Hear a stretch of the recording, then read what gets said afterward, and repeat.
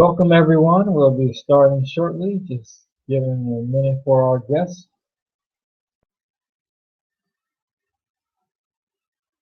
Tonight we were scheduled to have Kobe Okra from Oregon BD and Shandell Forbes of Exotic Hair Products. Shandell couldn't make it tonight, so tonight it will be all about Kobe. So we'll give him a minute to join and get started soon.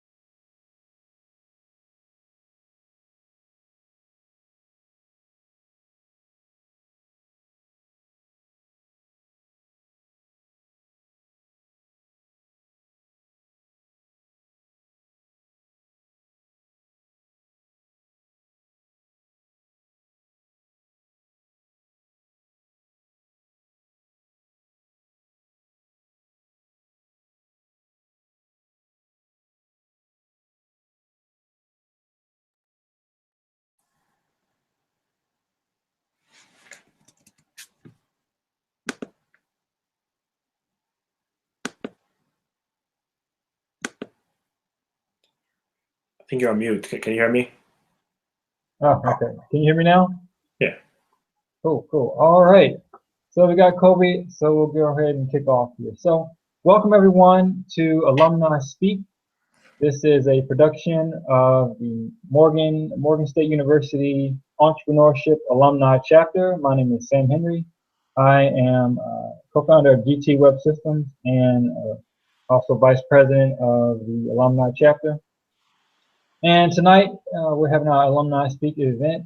Alumni Speak, well, let me tell you a little bit about the chapter first. So the chapter, the MSU Entrepreneurship Alumni Chapter is a new chapter, just started last year.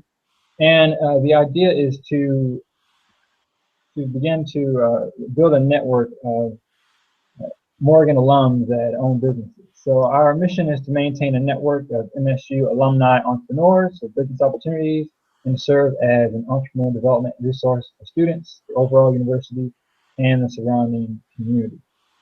So tonight, this event falls right in line with our mission. This is a monthly event that we do. This is our first time hosting it online. And every month we are going to be highlighting a specific industry. So Morgan alums that are in a specific industry. Tonight we're going to be not highlighting a specific industry, but a specific type of businesses. Businesses that, well, tonight is just going to be one business, but a business that is doing business internationally. And we're going to ask Kobe, our guest tonight, for about some insights and some advice and learn a little bit about his story and his background doing business internationally. So I'll be asking questions about the business, about challenges, how we got started, trends, things we've seen in the industry, things like that. And meanwhile, I'll also be asking questions that anyone posts in the chat. So if you're watching on YouTube, a lot of them on YouTube, there's a chat box there. You should see to the right, and you can go ahead and drop in any questions you might have for Kobe as we talk, and I'll be sure to direct them to him. All right, so with that, let's get started. So Kobe, thank you for coming on. Thanks for having me, Sam. Great, great. Hope you have a good day today, and guess we can go ahead and get started here. So can you give us a little bit of background on you, on your, I guess, when did you go to Morgan? Where did you graduate with? You know, all that good stuff. Where are you from? All that good stuff. I graduated Morgan State 2005 with a electrical and computer engineering degree. And then I moved on to work with BG&E, or Exelon, if you will, and then moved on to First Energy, and I did some consulting work with other utilities across the country and the rest of North America. I moved from Ghana to the U.S. in 2001 for college at Morgan State, and I've since pursued, education and professional life in the U.S.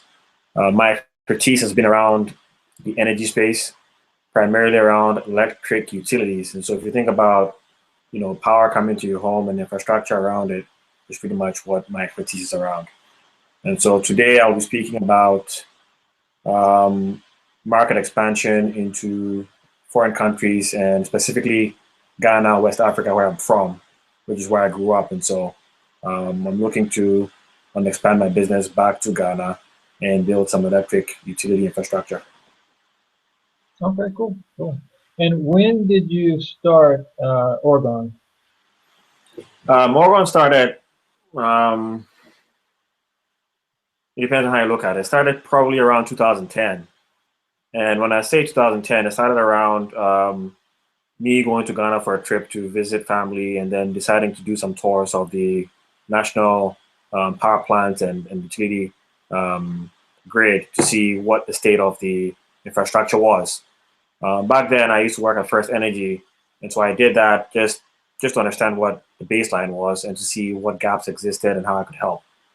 A couple years down the road, I enrolled at Columbia Business School to pursue my MBA. And in doing that, there was an opportunity to go to Ghana with a couple of my classmates to do some pro bono consulting for any entity. So we picked the national generation company called the Volta River Authority, or VRA, to do some system studies on power supply in terms of gas availability to power the power plants. And so most of the power plants in Ghana are fired by either hydro dams or fired by natural gas. You burn natural gas to generate electricity. So natural gas is very scarce in that part of the world. And so you can either look at importing it from a neighboring country through gas pipelines, which isn't always reliable, or Ghana has some oil deposits. And so with the oil deposit, you drill the oil, comes a byproduct, which is natural gas. And so they're trying to harness some of the natural gas to fire the power plants. But these two sources are not enough. And so there might be a need to either import natural gas that has been condensed into liquid through LNG. And so these three options of natural gas were the sources we looked at, and we built a system model with probability of availability from all these sources, pricing, and timing to see how best the country could plan its generation availability over the next 5 to 10 years. And so that kind of started the relationships. And then since then, we've taken off to perform market entry strategies, system studies, and also pursue small projects on the ground where we can have like a beachhead to establish ourselves and then grow from that. Okay, so it started as a project for work, and then you realized that there was some opportunity there, and so you decided to start your own venture to take advantage of the opportunity that you saw. Is that about right? Yeah, so it started off as out of curiosity. So as an engineer, when I travel, I work on power lines, and so whenever I drive, I go to different areas. The power lines look different to me because I understand the different types. So I'm always curious to see what it looks like when I go on vacation. So out of vacation, grew the curiosity to understand what my country looked like on the grid. And then from that point on, went to pro bono work through education. And then beyond that point, it was pretty, after graduating business school, was evidence to me that doing something like this was more adventurous and more rewarding than to go back to the power space. So it just grew out of curiosity and then timing and then opportunity. And so since 2012, I've been doing it full time. Trying to take it off in earnest on the ground in Ghana. Cool, cool. And did you have co-founders, or are you sole founder of the company? I wouldn't say I'm the sole founder of the company, but I'll say I'm the initiator of the company, right? And so the company was started around me, but was built around relationships between myself and other folks in the utility space in the U.S. Okay. And so I have some mentors or sponsors that have helped me throughout my career.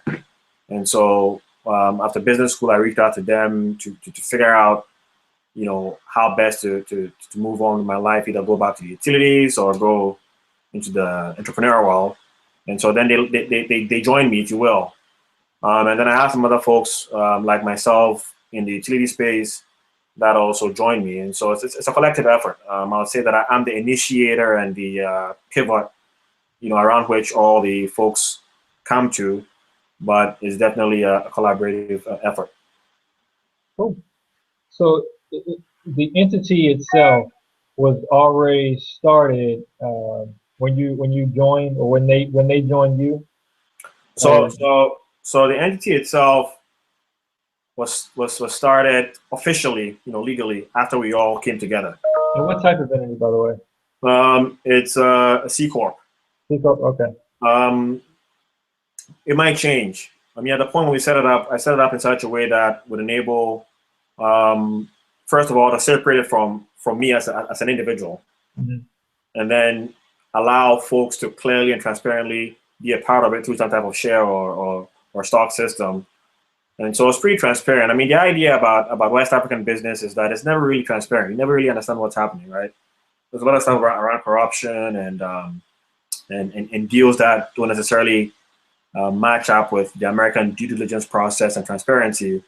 And so we wanted to build this thing in a way that would make Americans very comfortable. And this company is to serve as a channel or vehicle for American investors to want to look at Ghana and say, hey, we want to go to Ghana and build power plants or build energy infrastructure, but we want to invest through you to do it because your structure is transparent and we understand that. Okay. So even though the business is doing business in Ghana, it's an American C Corp. The structure is American C Corp. Yeah. Like Maryland, what state? In Maryland. I mean, most people do it in Delaware, but I'll be honest. I mean, I just chose Maryland because I felt that Maryland needs to grow some businesses, and so it would make sense to grow a Maryland home business. And there are grants and other facilities in Maryland that make Maryland attractive that most people may not know about, because everyone thinks about Delaware for tax purposes.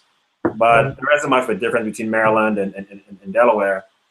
For example, we received a $5,000 grant from the Maryland Department of Commerce. Okay.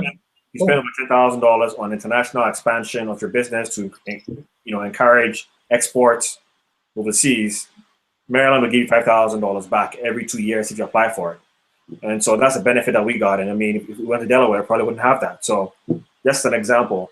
And most of my connections and relationships are deeply rooted in Maryland. And so, lawyers, accountants, finance, other folks close to DC, it's just a good location for the company. That's a great point. It's definitely something to consider. You got to consider your whole entire team in starting a business, growing a business. It's not just the founders. It's not just you, the owner. It's other people, other professionals that help drive that success. So the accountants and the lawyers are definitely important. So you mentioned this grant. What was the name of the grant again? The grant is called Export Maryland, and it's through the Maryland Department of Commerce. Okay. I think the office is downtown Baltimore on Pratt Street, where you have the Baltimore World Trade Center, right? Mm-hmm. Across from the Renaissance Mall, I think. Cool. Renaissance Hotel. So what was the process like finding that grant opportunity to know that it was even available, and then going through the process of applying for it? How's that It was a very hard process. I mean, we started in 2012 officially.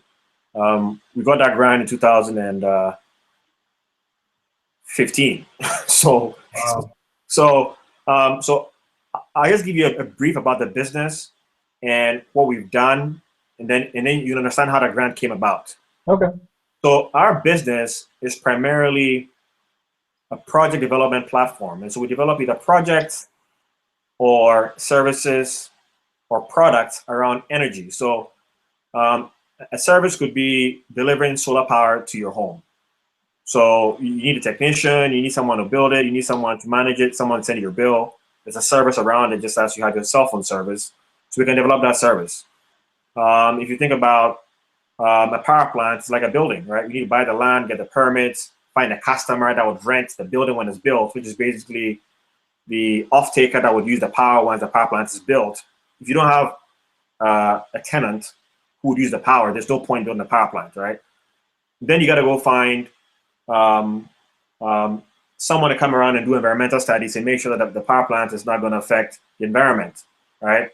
And then you go to find financing. And so you probably have to spend, if a project costs $1 billion, you probably have to spend 20% upfront of your own money, which is equity, right? To buy the land, do the environmental studies, lobby around finding a customer, like a factory or a hotel or something around the power plant that would use a majority of the power, and finding the engineers that would build it, and then finding a bank that would now finance it on the debt side. So you spend $200,000 on a $1 million project, but a bank could give you $800,000 to build a project because you spent $200,000 to do all the legwork, build the foundation, build the fence. It looks like a good project, and then the bank will come in and then bail you out. And so at that point, I could either stay in the project and own 20% of the project, or I can sell a portion of my 20% stake in the project. So my $200,000 investment could become a 20% investment in the entire project, or it could become, I could walk away, someone could pay me out. So I take a huge risk to take a concept and take the idea and lobby and talk about it, make PowerPoints, and convince people that the idea could be a power plant someday, and then it becomes real. Mm-hmm. So in doing this, we have to be around DC because the World Bank and all the other developmental entities that can support such projects are in DC. Folks that understand international business are all in DC. Law firms that understand doing international business are in DC. And so through the process of figuring out who the stakeholders would be in an ecosystem, we stumbled upon Maryland. Because if you want to start a business and you're in a state, you got to understand that there are resources in every state to help you start small businesses. So you got to figure out if you're in a county, there's a small business office in that county that can help you put together a business plan, marketing strategy, the whole 9 yards, right? It's free. And then, so you think about county. So, okay, wait a minute. If there's county, there has to be a state. Then you think about the state. So there's something in Maryland that does the same thing as Frederick County, because my company is Frederick County. So you go to Maryland State, you get the same benefits. And so it's like a cascading effect, right? Okay. And then the next thing becomes like, what's the federal? So the federal might be U.S. Export-Import Bank, might be U.S. USTDA or USAID and such. And so just trying to build the ecosystem, asking questions, trying to get to the bottom of it took us to the Maryland Department of Commerce. That's how we found that $5,000. It took us about 3 years, right? Now I see what goes on throughout that all that process. Why it takes so long? So many factors at play. Yeah. So you mentioned the personal risk you take while you are essentially selling this idea for this Yeah. project. Can you talk a little bit about how exactly you market opportunities? Like when you have a specific project that you know see some upside, you see some opportunity, and you want to go court investors or you want to present to uh, agencies that may fund that project. Can you talk a little bit about your experience there? So I'll give a very good example. So um, it's always easy to do things where you don't depend on people. The easiest thing to do is to find a project on the internet from the government of Ghana saying we're trying to build a power plant next to this school or next to this hotel. We're looking for an engineering company and a bank to come and finance it because we have the consumer of the energy waiting. We just need to build it. We can't build it, and so we want to form something called a PPP, which is a private-public partnership, right? The government has a need, but they share the risk of the project with the private sector, and then the private sector comes in with capital. So the government might take money from the taxes they collect from the country, and so the project costs $1 million, and you need about $1 million to build it. The government might bring in $100,000 from the tax pool of the citizens, Mhm. and then they'll invite someone like myself to come in with private money to bring in another $100,000 to form $200,000 that we will spend on buying the land, building a fence, building a billboard that says this bare land in 5 years will become this beautiful power plant that can provide energy for these schools and change the lives and create economic change in this area by X amount. So people start to see the idea of the future. And then we'll go find somebody to come and do an environmental study to make sure that what we're building does not affect the environment, because it's key. You can't build a power plant to help people, but then cause people to get sick, right? So you do that.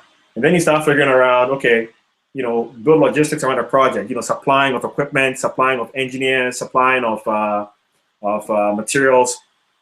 And then you probably would find a bank or another investor to say, hey, we have relations with the government. They've endorsed this project. They've put some kind of a guarantee or insurance that if this project works out, they would pay X amount each month on the energy. There are users for the energy waiting. We've helped them through our expertise and our relationships build a nice business model with some economic model. So there always has to be a financial model. Even if it doesn't, nobody knows the future, but people want to see a financial model that tells them how it's going to work. So they can see that, okay, if we give you money over the next 50 to 60 years, of every dollar you make off of every kilowatt of power that you sell, which is the unit of power, right? We would take, first of all, we would pay to maintain the power plant, and the profits, we take the money first, and then we give you some of it, because based on the majority and the strength of the investor in the pool, certain people take their money first, and others wait. So the big players also want the money first, and some people want to wait. So if you wait, you get a different payback, different return. So that's the whole idea. If you translate it in simple terms, it's like driving down 95 and realizing that they're grading a land, and then every week when you pass by, you realize that they've built roads, they built water systems, they built a fence, and they're installing buildings. And then the next month you pass by, there's a mall. Well, imagine that the mall is a power plant. That's what I do. But my job is before all that happens. My job will take me to about buying the land and putting a poster board and saying there'll be a power plant here in 2020. And so I take a vision, I talk about it, I lobby, I hold meetings, I put together PowerPoint, and I make sure that people can understand the future so that they would take a risk with me to bring it into reality, and then we all cash out in the end. Cool. So since this is such a long-term type of play for each of these projects, Yeah. have you done any projects yet, or are there any I guess what are you working on right now? So great question. So we have a portfolio of projects. Our business is to develop projects, right? So like I described to you, you need a portfolio of several projects that have different probabilities of success. So if you Okay. came to me and you said, Kobe, what's a deal flow? I said, my deal flow is I got 7 projects. I got one for wind, one for solar, one for hydro, one for gas, one for water, and one is just maybe like a factory, right? These are 6 projects. It's all in Ghana? All in Ghana, right? Each of these projects are different phases of the life cycle. And the life cycle starts from inception or concept, planning, um, um, preliminary feasibility study, financial close, which is when the bank says, oh, great idea, we'll finance it. Mm-hmm. Engineering, procurement and construction, operating and maintenance, and then decommissioning. So when it's done, you decommission a plant and shut it down after its life. Most power plants can last for 50 years, right? But they never get shut down because you maintain it. It takes a long time to build these things. I mean, in my entire lifetime, I probably would never build a power plant until 10 years down the road. But you can understand the amount of work. It's like an iceberg, right? The tip of an iceberg. You see the iceberg on the top, but there's a huge amount of work that was done before all this happened, right? Mm-hmm. So to build a power plant that is worth $1 billion is just about the same amount of brain power to build a power plant that costs $100,000. $100,000 versus $1 billion, right? There's several apart, but the brain power and the connections and the engineering and all that is the same effort. So every business guy wants to start off big because you're excited, but then you're going to realize that you're either going to go homeless and go broke and go homeless if you keep on chasing your big dreams, and at some point you're going to realize you have to shut down. But before you shut down, you want to take a last try, and the last try is to spend your last savings on something small that makes you feel good that you did something. And folks can see that small project and say, you know what, if you did this small project, we can multiply it by 1,000. And by the way, I'll give you so much so I can take the rest, right? So we've been forced to start small. And to start small is to build something that would cost roughly $50,000. So to do that, we're doing some things around, we built a nonprofit business, which is the nonprofit arm of our for-profit business. To do for-profit work has been so difficult. We now want to do good, right? Because if I'm spending my time going to Ghana, trying to build a power plant, it's almost like altruism. I'm trying to help my country. I might as well do it as a nonprofit. So the nonprofit arm of the business is what you call a 501c3, I think, right? Yeah. Okay, an NGO in Africa, so they call NGO, so they call a non-governmental organization. Okay. We've been lucky enough to partner with a company called SunEdison. And SunEdison is a Fortune 500, is the largest solar development company in the world. Okay, SunEdison is looking to donate solar PV panels to developing countries. And so, if 50% of the project costs solar PV panels, we got that from SunEdison. All right. If 40% of the project is my engineering and my team's engineering and our brain power, we're donating that because we're already doing that anyhow. Now, maybe we might need another 10% from someone else to buy cables and batteries. I'm sure we can find that. So about 80% of the project cost has been covered just through donations, in kind from us and in equipment from SunEdison. Okay. So we're shipping these to Ghana. You have a portfolio of 20 projects that could power, if you bring it to US terms, it could power a single home in the US. It can power about, I want to say 10 single homes. So if you think about a single size home in the US or a townhouse, or if you think about a library on campus, we can power the library, right? Mm-hmm. So it's not too big, but I'm still showcasing my team's engineering, relationship building, finance. It's the same brain power and blueprint that goes into a nonprofit. It's the same brain power that goes to a for-profit. But it's so much easier to build a nonprofit because you don't need a customer to be able to pay for it. You just need a beneficiary that has a need that you can affect through your project. And so I call these beachheads, right? These are the first few projects that we can build and showcase expertise. These projects, as I described, one of them is the size of enough power for 10 US single-sized homes. We're doing a project in two steps. The first step has to do with Americans like a lot of transparency. So we're going to install remote monitoring system. That's real-time data that you can see how much energy was generated by the minute since we installed the power plant, so that our donors can go on our website, go on the map for Ghana, and go to this school or this hospital and start seeing how much carbon dioxide has been offset, how much energy has been generated, and how much positivity has been affected. Say the hospital can now do 10 more operations each day. Infant mortality has reduced by 50%. These metrics, these KPIs, although it's not for profit, we want to show our donors metrics that show that the project was meaningful. Yeah. And so that's the one piece of it. The other piece is actually building the solar panels. And then I guess the other piece is we got to maintain it. If you think about it, most people, you give them a solar panel, they think it's free because it's sunlight, but you got to maintain it. So I'm giving you free energy. I'm giving you free monitoring systems, but I'm hoping that you can pay for the operating and maintenance cost so we can maintain it and we can scale it up. So we're doing 20 of these in Ghana. We're doing 3 hopefully this year. And the size of each project is about 45 kW, which is about the size of energy for 10 homes.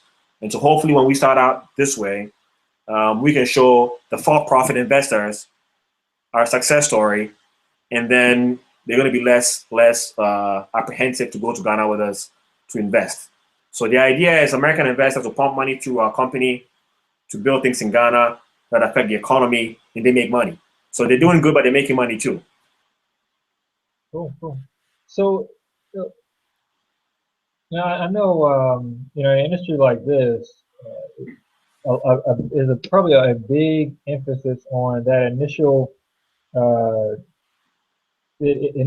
partnership, initial discussions between the American business that wants to do something in this other country and the political landscape or politicians of that country. So how has that been? How has your experience been working with the local leaders in Ghana to be able to, put a project plan together?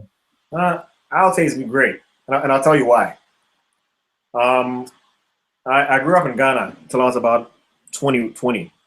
And so I went to elementary school, and I went to pre-K or kindergarten, elementary school, middle school, high school, all that in Ghana. And so I have classmates, right? The classmates have parents. Parents work in the government. So when you go to school to play with your friends, it doesn't matter which political party they belong to, right? I didn't pick my friends because, they belong to, red party or blue party. So when you grow up, you realize that your friends are all over the place. And at the end of the day, we all have a common need to want to give back to Ghana. So regardless of which political party is in power, through our network of friends, we're able to reach out to the altruistic side of each individual and show them the value proposition of the benefit of the project. And the benefit of doing this is the true secret sauce, right? We haven't built a project yet, but I think this is why we're going to succeed. Political systems change maybe every 8 or every 4 years. I don't know, maybe, every 12 years, there might be a different party in power. Power plants take like 50 years, 30 years to actually engineer, and then another. Building the power plant doesn't take too long. It can take 2 years, but actually the work before it's built takes a long time. So you can imagine how much work will be wasted, with the change in political regimes. Okay. And so you want to make sure that you have relationships all over the place in terms of both political parties that are the leading majority. And then you position a project in such a way that it's for the common good of the people. It doesn't matter who's in power, who's not in power. We all get a benefit from the energy. And so that's a secret sauce is to make sure that we're neutral. But we're not necessarily neutral. We're involved with both political parties, but it's in a very transparent and public format because we're dealing with the government. So whoever's in government, we're going to work with them. But when they go out of government, the new government that comes in doesn't shut down our project just because we dealt with the old government. We make it very transparent and very professional, the American way. So that's the secret behind being able to transpire over different political parties in power. And that's the key. It makes it very difficult to start a project and then start a project every 4 years because there's this new president or there's a new minister of energy. You know, some of my classmates are in either in the government or they're in positions that relate with the energy space, and so it's all about relationships, right? It all comes down to relationships. You know, everybody can do what we do if you have the expertise, but people need to trust and understand that you're in it for the long term and the long haul, and you're persistent enough to persevere through the political changes that happen every 8 to 12 years. So is it kind of speaking on the relationship side? Is it easier to do what you do being an American business because you are in the country where you want to get the investment dollar from, or do you think it would be easier if you were a Ghanaian business because you are closer to? Okay, well, you got the connection, so I guess that kind of I understand. I understand the question. Okay, go ahead. I think you're trying to ask me, how do I filter between the cultural differences? And am I able to do this better by positioning myself as a Ghanaian business or as a US business because I'm Ghanaian and I'm American trained? Sure. Right? So that's our value, right? Our value is we really understand this energy space. If you think about athletes or sports, athletes that do all of the game really understand the game and they love the game. We're energy people. We've built and managed utility space, projects in the US. Our entire company has over 100 years of hands-on experience. So that brings the confidence on the US side. US folks just want to make sure that when they do their due diligence, when they research your background and your track record and your success or your failures, and they want to mitigate potential failure, they want to feel that they're comfortable. So the US side, we're good on that side because we have the expertise. We've worked for Fortune 500 companies, and we have the education, the know-how, and hands-on experience to deliver. So the US side is comfortable. But they don't understand Ghana culture, right? Mm-hmm. The Ghana side is a little bit different. And I can speak to the Ghana side based on my experience, okay? I think that the Ghanaian culture is more of show me what you got. Can I touch it versus telling me? Mm-hmm. US guys can show PowerPoints about things and sign a deal on it, but the Ghanaian guy wants to see an example. Mm. So we spent 3-4 years trying to use the US style. Even though I'm Ghanaian, I'm American trained. I'm showing PowerPoints in Ghana for 3 years.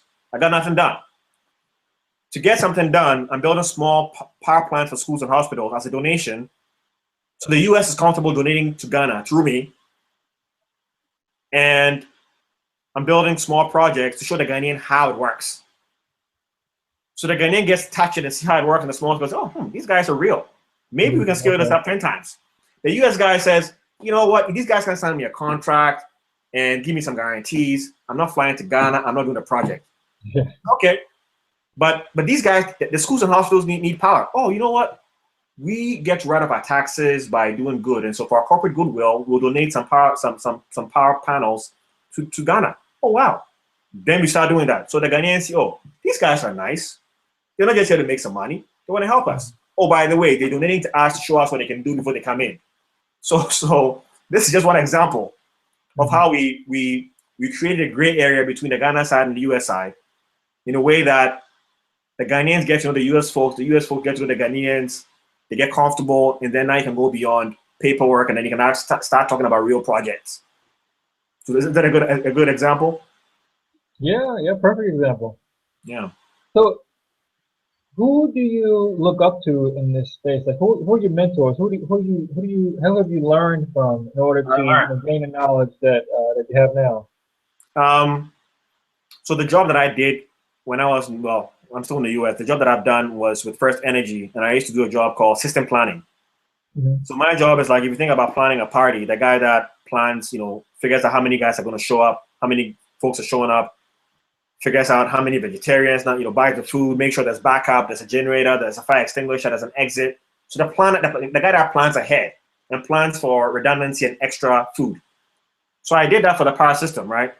My job was to plan the grid to make sure that the existing load could be handled by the system, and that if there's a power outage in one area, I could find different ways to take power to that location. And so there's some reliability redundancy in the system. So if you think about it in terms of roads, if Hillen Road is close to Morgan State, you can take, I don't know, Alameda or Northern Parkway, right?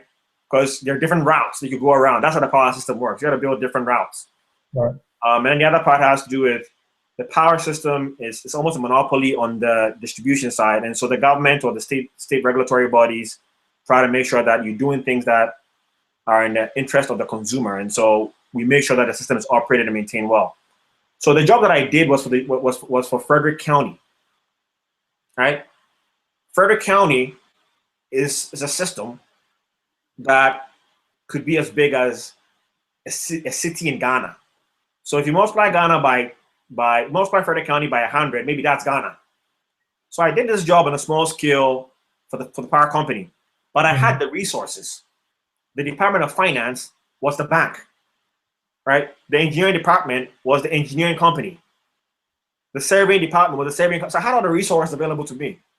But in this space, I had to build these resources myself by finding complementary companies. And so there is no overlapping services. We are the brain that brings together. We find the engineering and procurement company, we find the finance company, the law firm, and we bring it all together. So we've built an organization, almost like a corporate American company, but it's different bodies all together. My strengths are in putting it together. There are people that have actually done this for similar companies. So we have some of those guys on our team, and so they bring the expertise of doing this. So we watch and learn. One benefit we have is our board of directors. A majority of them, almost 90% of them, have worked and managed, Fortune 500 utility companies in the U.S. And it's the same thing, power plants in Ghana, same thing in the U.S. Only difference is the culture. We're at a cultural barrier, so we would break that. And so the expertise has been around bringing in the right companies that have that core capability, and not trying to do it all, but just knowing what we can do and allowing those that do what we can do to do what we can do for us. And then we have an oversight body of about 12 former C-suite executives that can review on a monthly basis the interactions of the project we're working on to give some strategic direction and make sure that we're meeting targets and building something that's sustainable that can lead to a potential revenue stream of a major project. Interesting. So how did you build this board of executives? How did you connect with these people and convince them to join your board? It was easy. And I'll tell you why it was easy. It was easy because the plan to build the board was not, I didn't sit down and say that I'm going to build a company one day, and so I'm gonna build it with these guys. No, I never had any intention to want to build a company. I went to business school to learn skill sets to transform from an engineering to a business guy, so that I could work on the business. Every engineering company has a business side: accounting, law, marketing. So you don't need to be an engineer to work for a power company. Whatever it is you do, there's going to be a place in the power company for you. So I wanted to learn how to be that person that is used to be an engineer, but now understands the other side of things. So, but after business school, I guess given different circumstances, I was a little bit bored about the power space and wanted to kind of branch on my own. But all the guys on my board are people that have worked for, worked with, or worked on something that they cared about in my career. And so they've been, I don't want to call them mentors, because they don't have time to sit me down every week and talk to me, every month and talk to me. They talk to me once every quarter or something like that. Okay. But I call them sponsors. If I went to them and said, I think I might have something that might be of interest to you. I know you care about philanthropy. I have a project that you might care about. Oh, that sounds interesting. Well, they care about philanthropy, so we do something in common that helps their cause. That makes them spending time with me doing what they care about meaningful to me. So through that, I built relationships. So it's mentoring, but it's a different level. It's I got to put something on the table so that they are are intrigued to want to spend time with me to say, okay, how do we grow this idea? And so over my career, I just built these relationships with these different people. And so when I set off, I went to them to get advice as to what to do. And they all said, hey, if we're in your shoes, we'll take the entrepreneurial path. You know, you're young, you're healthy, you have time, and want to live vicariously through you. So that's how the board happened. It was easy because they were my advisors already. And before we built a product, they joined the company. So that put all the confidence in the company. And we've had very little failure in terms of making mistakes because we seek their guidance on every major step we make. And so there's no wrong decision. We just optimize every decision we make, right? Right. There's no right answer. But you gotta make whatever you're working on make sense. Cool. So it's easy. So we got a question in the chat box here, and I'm interested to hear this as well. So the question is, do you have any plans to expand the business beyond Ghana? Ghana is where you have your roots, is where you have all your connections, but do you have any, have you ever thought about other countries outside of Ghana? You know, so there's a proverb in the Bible called the prophet is not welcome in his own hometown or something like that. I forget what it is, but what it means is people elsewhere might find you more attractive and more appealing than than your own hometown. Really? Right? So what I'm saying is Ghana is very blessed to have several people like me, right? Or my team or my company. But there are other pockets in Africa that are not as endowed as Ghana in terms of natural resources. Maybe they're landlocked. Maybe the people in the country haven't had a chance to travel to the US to build the relations that we have. And so there's much more of a need. I mean, Ghana is pretty advanced in terms of sub-Saharan countries. So the need in Ghana may not be as high for our services, but naturally, you know, there's so many languages in Ghana, and there's several countries in Africa that have different languages. So that's a barrier. But what we're doing speaks the same language across the world. And so if you can find a local partner in any country, you can do the same thing. So our goal is to work in Ghana, although Ghana may not necessarily need our service too much because Ghana is very advanced. We can build a blueprint in Ghana easier because it's always good to start where you're good at and do what you're good at, not what you're passionate about. If you end up being passionate about what you're good at, that's great. But if you want to put food on the table, you want to do what you're good at because you don't need to pay people to do that stuff because you can do it yourself. So if we can do Ghana ourselves, it's cheaper. Yeah. And then once Ghana works, our website is very transparent. Our process is very transparent. African countries are very connected to each other. I have friends from Nigeria, from Togo, from Mali, from different places. It's only a phone call and taking a trip to their country and then finding someone in their country that is as enthusiastic as we are and working through them and giving them our blueprint so they can build our company there for themselves. And we position ourselves to partner with them for a piece of the pie. All right? Because you always need a local partner that is invested in that project as much as you are. So just as I brought the US guys to Ghana, I'm going to be the foreigner for another country. So we just got to build a model that works and then just showcase it in other countries. But Ghana is just a launching pad because it's easier because we're from there. So to the point, you mentioned local partners. So I know in some countries you have to be a citizen or you have to work with a citizen in order to like own property or own businesses in that country. How is the landscape in Ghana? Can you as a foreign company go buy the land that you would need to do a project, or would you have to work through a local partner for them to be the owner of the land, or how does that work in Ghana? I would say that I don't know the full answer to this question, but I'll tell you based on my experience.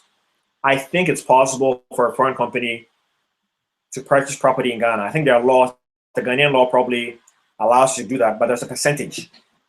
There's some restriction around the percentages as to how much of the company you can own as a foreign entity.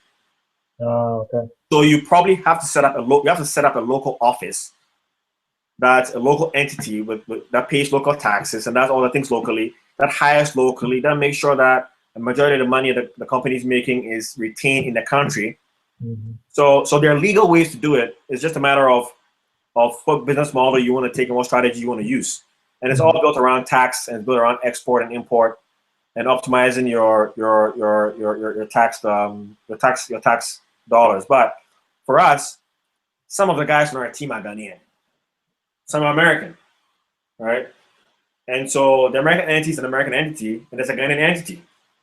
And so we can play it in a way that there is an American component to the project, but there will always be a Ghanaian base to ensure that a majority of the dollars stay in Ghana. And oh, by the way, our core strategy is to hire locally. Number one is somewhat affordable because the wages in Ghana are not as high in the U.S. But the people in Ghana, I mean, look at myself. I came to the U.S. and I'm pretty smart, right? So Ghanaians have the potential to be as smart as well. So our mantra is to take all we've learned in the U.S., go to Ghana and propagate, teach the local engineers, local finance people what we do. Mm-hmm. And so with us managing the projects, we can build a mirror image of ourselves to our Ghanaian team that fosters local content and ensures that Ghanaians like myself don't want to travel anymore because there's enough jobs in Ghana that are exciting for them to want to stay. And we build that core capability, and that makes it easy for our U.S. investors to partner with us because there's a huge local content, there's a corporate social responsibility component built to the company around helping Ghanaians in a sustainable way, so that when we're done, Ghanaians can maintain and grow whatever investments we give to them. Oh, that's awesome. That is awesome. So let's talk about trends for a second. So, here in the U.S., we're all about, ending our dependency on foreign oil and trying to build renewable sources. What's the sense of urgency around moving to renewable sources in countries like Ghana? Is it the same, or are they less concerned because they're an oil producer, right? So are they less concerned about that, or are they even more concerned about that? I'm not an oil expert, but I'll tell you that Ghana doesn't have as much oil as the U.S. or Nigeria in terms of what Ghanaians need. And I think Ghana doesn't even have the bottleneck around Ghana might be with the oil refinery. So the oil refinery is probably not big enough to handle huge volumes of oil being drilled to produce enough, end products to fire power plants and fuel cars and all that. So although there's oil in the country, there are a lot of constraints that make it difficult for oil products to be readily available to the Ghanaians in a way that allows the economy to flow fluidly. It's a stable economy. It's working well, but it's not as easy because of the constraints around infrastructure to refine oil. There's a refinery, but it's not as huge as it should be. So I think there are projects around that to solve that problem.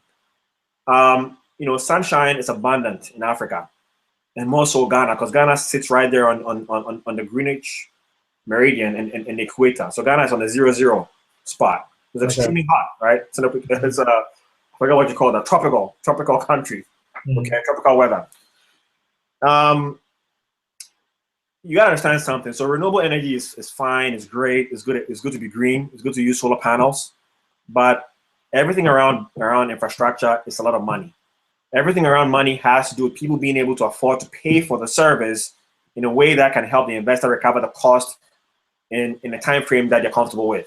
Right. If you look at Ghana and the US, so first of all, in a perfect world, Ghanaian energy or Ghanaian electricity is subsidized by the government. So the government historically has paid some of the bills for the Ghanaian consumer. And so Ghanaians are used to paying maybe 70, I don't know what a percentage is, a percentage of their bill. Whereas in the US, you pay what you use. Yeah. Mm-hmm. So first off, the infrastructure in Ghana is not going to be as adequate as the US because the Ghanaian individual that's using as much energy as the US guy, and oh, by the way, they're using the same amount of energy because people got laptops, Xboxes, same stuff, okay, same stuff. And the energy they're using is not being recovered through the cost because a portion of that is covered by the government, and the government may not be able to pay that portion as quickly as they want to because the government is running other operations around healthcare and education, and it takes a while to recover money from the government. So it's just difficult to bridge government and utility business. It's not impossible, but it just makes it difficult, okay? So at a very basic level, Ghanaians are not even paying the full value of the energy they're consuming. And so even if solar were available, they can't even afford that because it's just expensive. Mm-hmm. So in the US, where people pay the full value, the solar is even subsidized through tax through credits and different tax incentives, because there are rebates or there are concessions that allow novel technology to be proliferated in a way that economies of scale make it affordable for them to be able to now sell them to people that can afford it now. But prior to doing that, the government has to put some grants and some incentives to allow novel technology that is too expensive to go to market so that with the scale, it can become cheaper and regular folks can afford it. So as great as America is, as easy as it is for us to pay our bills, the government is giving us subsidies. So first of all, the solar is not going to work in Ghana because subsidies don't exist. These subsidies don't exist. The government will now have to transfer the subsidies they have now onto the solar grid.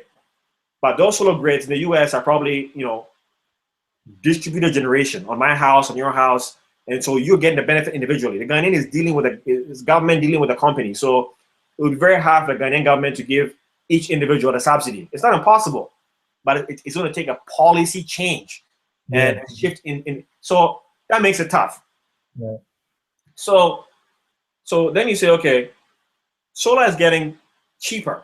As solar gets cheaper, Ghanaians and other people in Africa can now start being able to afford solar because now it's affordable. But the reality is, even the Ghanaian government is realizing that they need to take away the subsidy so that a Ghanaian starts paying the full amount so that they can now grow the economy in such a way that they can afford to develop the infrastructure to support future growth. So at some point, the power cost in Ghana is going to double or triple. And the Ghanaian consumer might realize that, wait a minute, this cost is just as much as paying for solar. Solar is green, it's efficient, it's available. Why not switch? And so I think maybe 4 or 5 years down the road, the economics or the willingness to pay what the government is asking for from the grid would be just as high, if not more, than what it costs of solar, because solar is going down, right? And so it sounds easy, it sounds fun, it sounds best suited for Africa, but it's an economy. So you just can't go there and just do it because it sounds great. There has to be tax incentives around doing it so that it makes it affordable. And I think that'll come with time.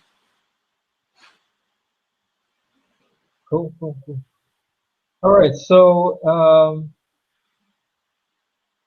another question here that we always ask is what role does technology play in your business? I know a lot of it's more of the communication and putting project plans together.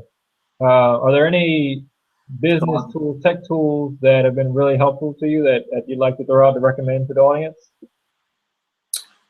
I mean, in terms of putting together what we do, you have to understand that the power system is very complex. I'm oversimplifying it, but it's extremely complex. I mean, there's a lot of safety involved, right?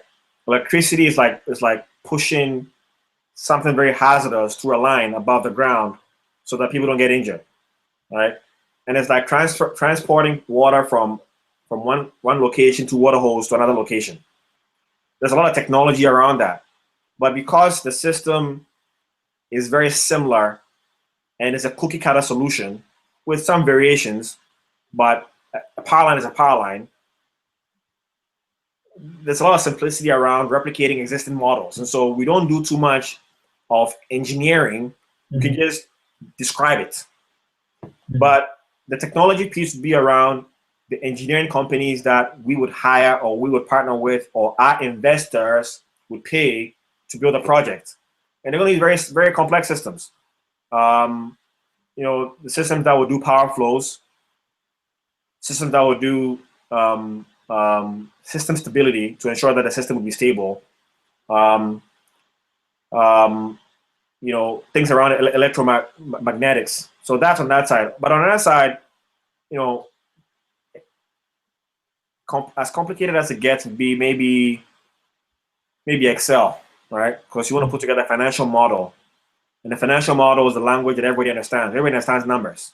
So the technology that we use most is Excel to build a model that basically shows the future cash flows and future interaction of the financing. And then the next piece is PowerPoint. How about project management? Any project management tools? I would say so. I'm not a project manager on the team, so I say Primavera, PS6.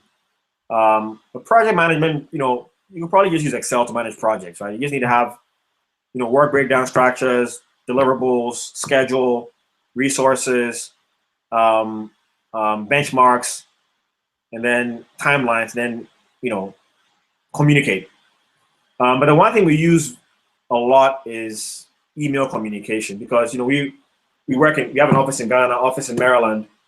I can send an email tonight, it gets to Ghana tonight, but they see tomorrow morning. All right, so we almost work for about 20 hours because, when the Ghanaian day starts, our day is yet to start. When the Ghanaian day ends, we got 4 additional hours, right?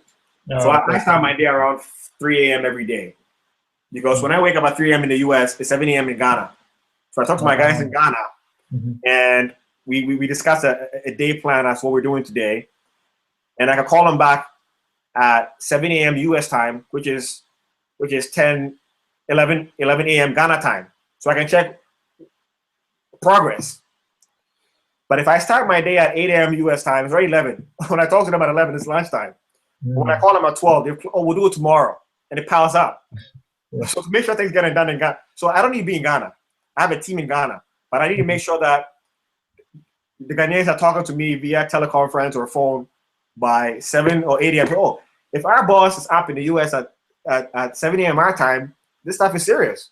So anyway, the technology we use the most is voice over IP. Whether it's Viber, it's the WhatsApp app, FaceTime, or email. So communication is all we do. Anything that's complicated that we don't want to mess with, we have vendors. That's their bread and butter, right? So the most as complicated as it gets would be, I want to say, PowerPoint and financial models in Excel. But like I said, those are replicated, and so you just change some metrics and some variables, and then you should have templates that you can tweak. So it's very complicated, but it's not complicated for us because we understand it, and we don't need to get into the technical piece of it because the lawyers and bankers and marketing people and politicians, they don't want to think about the engineering piece. We are the engineers. About that stuff. Yeah. They're like, you guys are the engineers. We trust you. You got that under control. Let's talk about the business side. And believe it or not, the decision making is not on the engineering side. You can pay an engineer. You can hire an engineer tomorrow. So my engineering sense is not really that crucial. It's the people. Getting people to come to a consensus. The toughest thing about this job is not it's not the money. It's not the engineering. It's nothing. It's just the people. Someone getting upset and understanding that 1% of $1 billion is a lot more than 100% of $1. The moment you understand that if I want $1 billion, I got to build $1 trillion worth of projects and get a small percentage of that. If you just pick the number, if you want to make $100 million and you're going to get 1%, work hard enough for 1% to be $100 million. It doesn't matter who gets the 99%. Because remember, the guy that has the 99%, if he doesn't show up, you're not going anywhere. Yeah. Okay. So the moment you understand this logic, if somebody came to me and said, Colby, I like this project, but I want to take it. I want to control it. But I want you to be my guy on the ground and do the legwork. I say, sure. How much are you going to charge? Okay. What's the fair value? I know what the fair value is. If it's decent, they're not going to stiff me because they want to do another project with me next time. Mm-hmm. So they're going to make me happy. But the moment you understand shared value, that I can take 1% of my dream and give you 99%, and just be the guy building the dream for you, and you're going to fund me to do it. I built my dream through your money. You own it, but I got paid. There's not too much money involved. I'm mentioning big numbers, but you got to understand that we're spending our time doing all this work, and none of it might pay off. So the opportunity cost is high. I mean, and this stuff, you can't do this stuff part-time, right? If I got to be in DC tomorrow to meet someone to do something, I got to be there. If I got to be in Ghana next week, I got to find a way to go there. If I got to wake up at 4 a.m., I got to do that. If I'm in a meeting and something comes up, I got to move out. So there's no, you got to love it. It's a grind. Yeah. But I know we're going to succeed because we understand it, and we love it, and we're young. So as many mistakes as we're going to make. I told you, we found a grant at US Maryland last year. Now you know how to find a grant. You can find a grant tomorrow because I told you about it, right? But the more mistakes you make, the luckier you're going to become, right? Mm-hmm. And success seems like, now we're finding things quicker. It doesn't mean we're getting luckier. We've just been bruised so much we can feel and sense what makes sense. And people have seen you around for 3 years or 4 years, they begin to respect you. Mm-hmm. Because there are a lot of empty suits walking around saying they can do things that don't show up. So when you've been in, you've been persistent, and this game is a game for old men and women, okay? People that are 50, 60 that have retirement and huge payouts of corporate America get to do this stuff. We're young. We just have the energy and the time. Mm-hmm. So if you can find someone that has the money and you bring it together, it's beautiful. It's beautiful. It's tough, but like I said, you get to meet very important people, right? People in higher places talk to you because you're building something that's of value to. So it's very rewarding, but not financially for the short term. Yeah, that's with a lot of business. That's the nature of entrepreneurship. Yeah, you got to stick it out, through the rough times, and and hopefully there's some light at the end of the tunnel. So before we get ready to wrap up, let's jump into some light questions. And if anybody else that's watching has questions, feel free to throw them in the chat. So, what is your favorite business book? My favorite business book. So as you can see, I don't know if you can see. Got a lot of them there. Yeah. So I don't like to read. Believe it or not, I don't like to read, but I've always had to read because of education. Mm-hmm.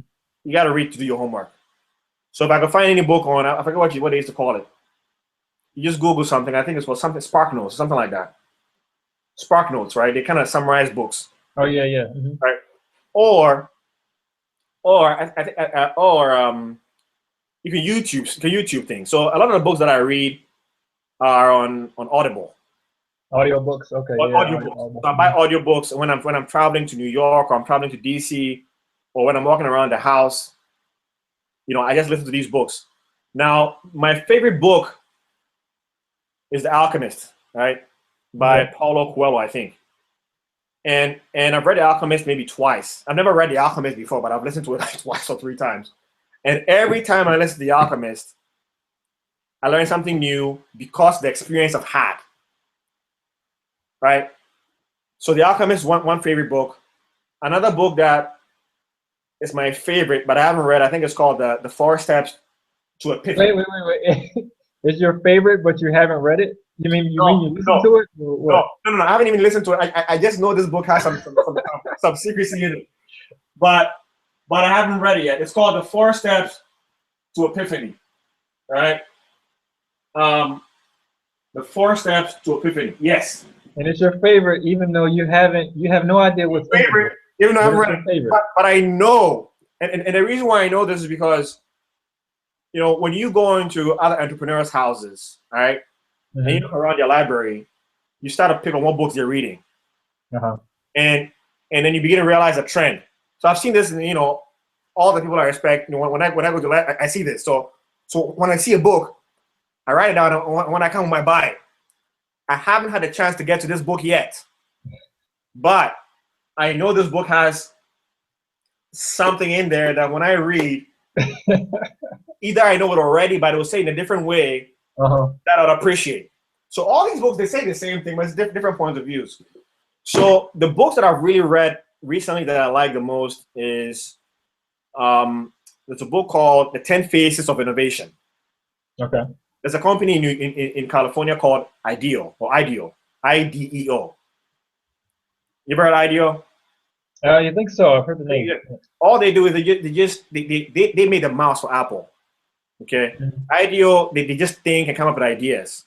I've read a book called Sprint. Sprint is written by some guys up in Google Ventures. It's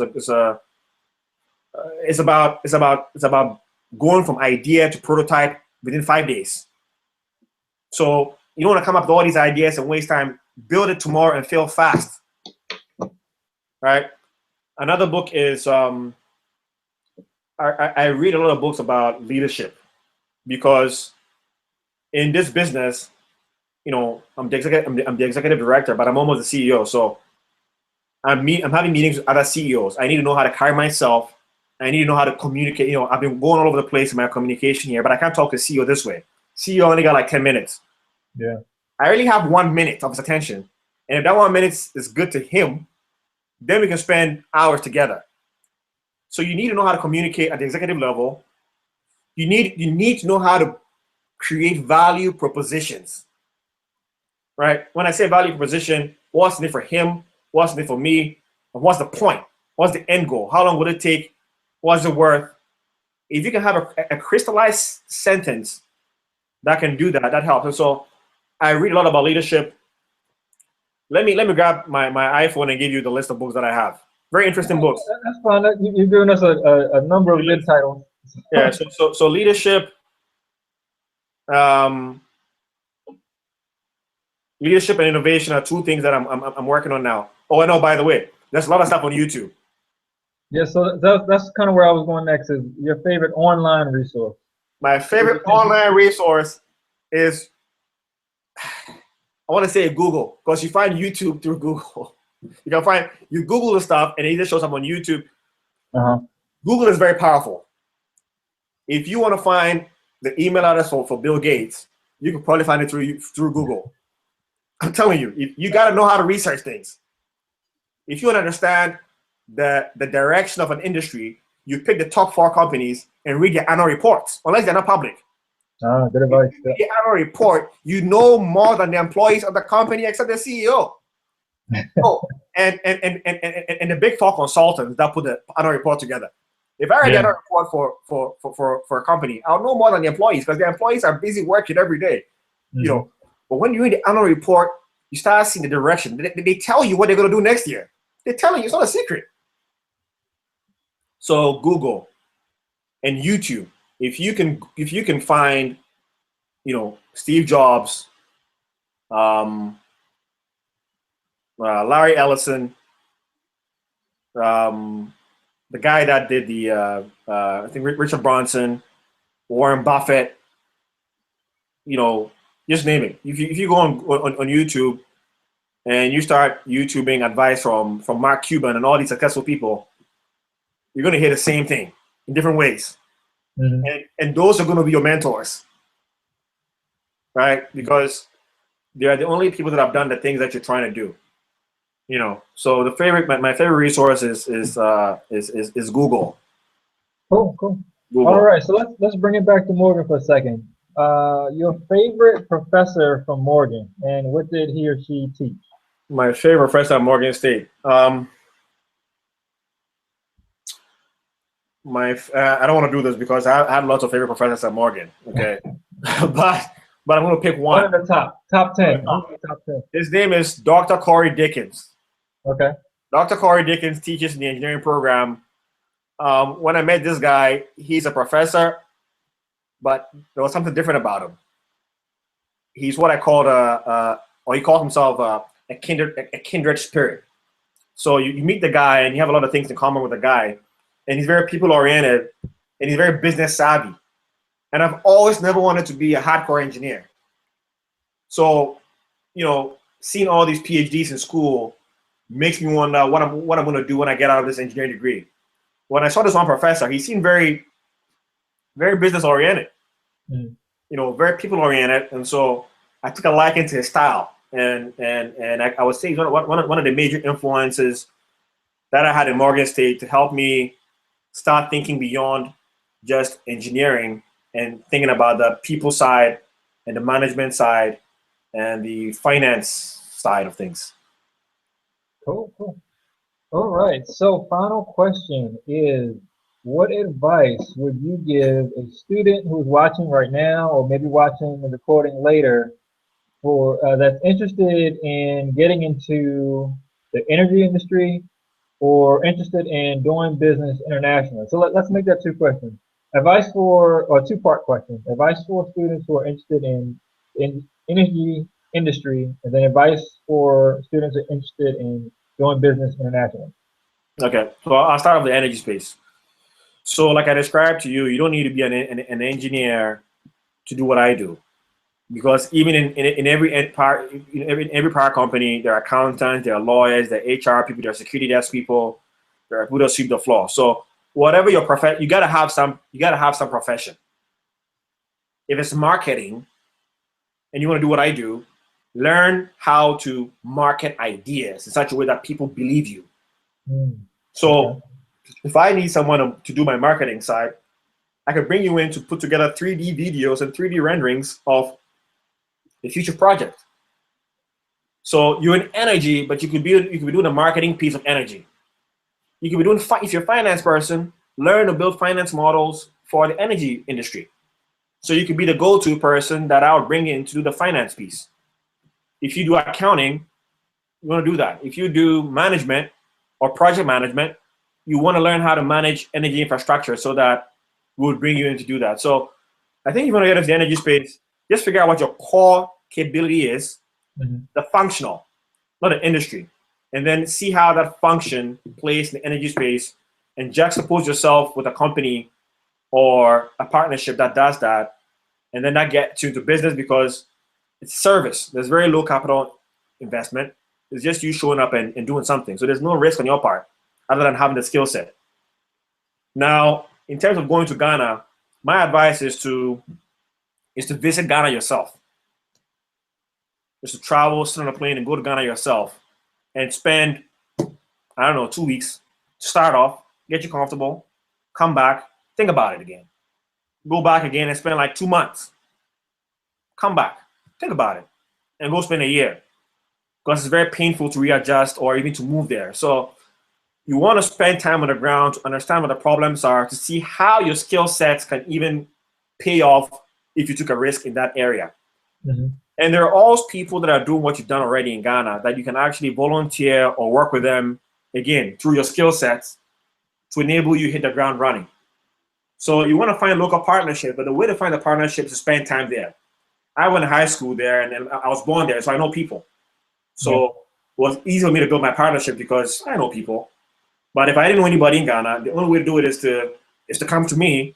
So I take you to Ghana, or go to Ghana yourself and spend some time and build relationships and learn to trust people and understand the opportunity and then venture into it. So you have to put in the time. Cool. You have to go there. All right, so last call for any questions. Feel free to throw them in the chat box there, and I'll let Kobe know.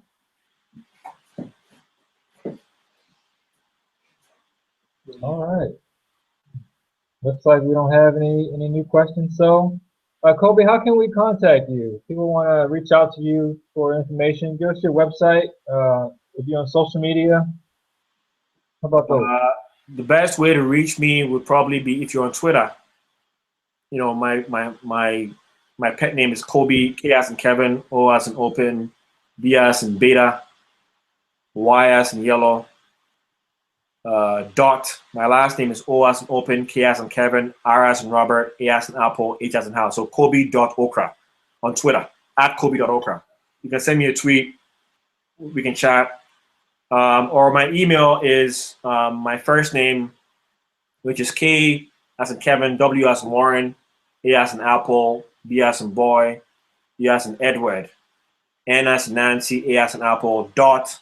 My last name, which is O as in open, K as in Kevin, R as in Robert, A as in Apple, H as in house, at O as in open, R as in red, G as in Ghana, O as in open, N as in Nancy, E as in Edward, B as in business, and D as in development.com. So it's kwabena.okra@orgonbd.com. You shoot me an email, we can interact. Our website is the same domain, www.orgonbd.com. You can reach out to me through that website as well. And I'll be more than happy to engage and share our experience with you to help you venture into Africa, which is Ghana, to start off, because we're marketing Ghana. And then the energy space if it's of interest to you. Cool. All right. Well, thanks a lot.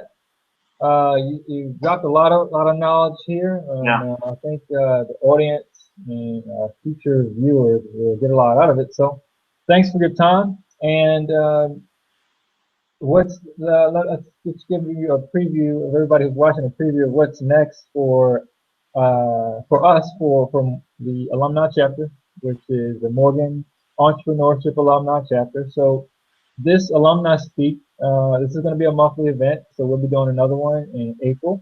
That'll be Thursday, April 28th at 6 p.m.